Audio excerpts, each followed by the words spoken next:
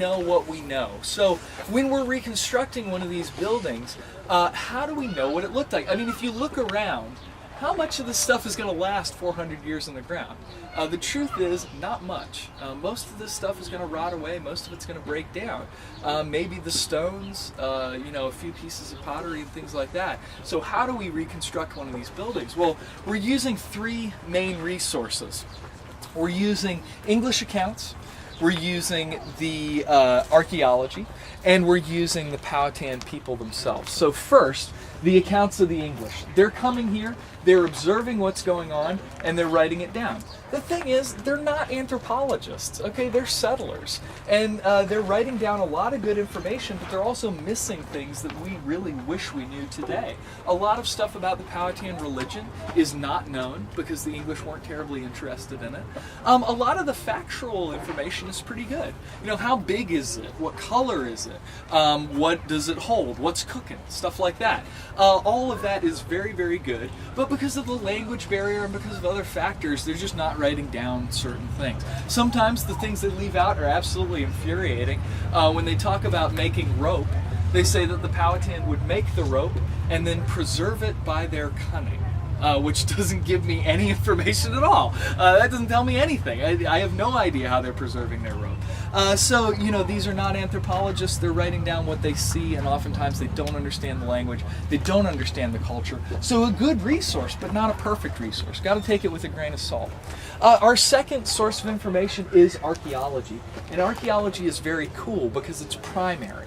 You're not having to go off of anybody's opinion. You're looking at something that somebody actually made 400 years ago. The only thing you have to figure out is what it's for.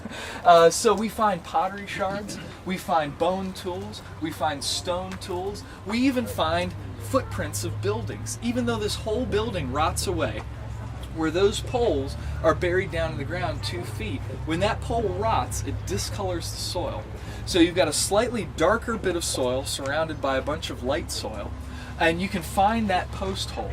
And once you've found one, you go around in a circle until you find the next one, and then walk it all the way around the outside of this building. These Yahakin that you see out here are based off of footprints from archaeological finds, buildings that we've actually found and then have tried to reproduce. That's why our buildings are round on the ends.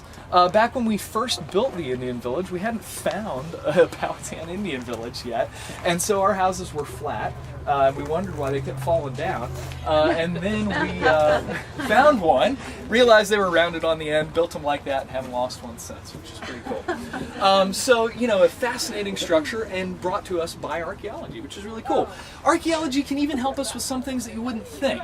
As you notice, there's a few fishing nets over there, there's a few fishing nets over there. Obviously, none of those fishing nets survive. Made out of handmade natural fiber, plant fiber rope. They're going to break down very quickly in the ground. But we got lucky, and if you'll excuse me over here, the Powhatan women were making a lot of pottery.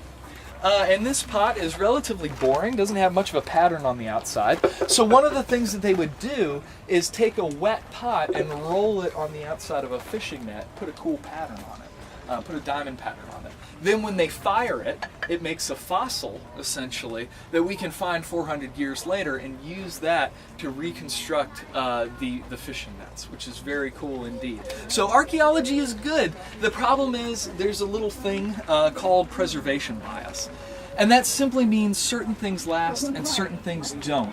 So we find drastically more stone arrowheads than we find bone arrowheads, because the bone arrowheads just don't last very well on the ground. But if we look at the English accounts, the English say that they're using bone, bird beak, turkey spurs, shark's teeth, pieces of reed, pieces of cane, all kinds of different stuff to make the arrowheads, and that can help us supplement the things that are missing from the archaeological record. Now, our last source of information is the Powhatan people themselves. There are still Powhatan in Virginia today. There's about 10,000 folks of Powhatan descent.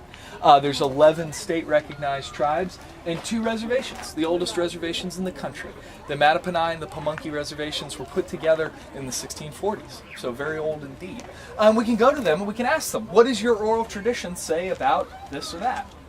And they're pretty good. The problem is that they're suffering from a lot of cultural loss because after 400 years there's been a lot of assimilation, both voluntary and mostly forced assimilation. And so there are big gaps in their oral history. They don't have a written language, and so we've lost a lot of information from their perspective. So they're a wonderful resource for making sure we're being respectful. Okay, making sure that this looks like a house that you would actually see somebody living in 400 years ago and not a caveman hut. Okay, and they are a very good resource for that. That's why this is called the Powhatan Indian Village and not the Powhatan Native American Village. The Virginia Indians have requested that we call them Virginia Indians, and so we do. Okay, so do you have any questions about that?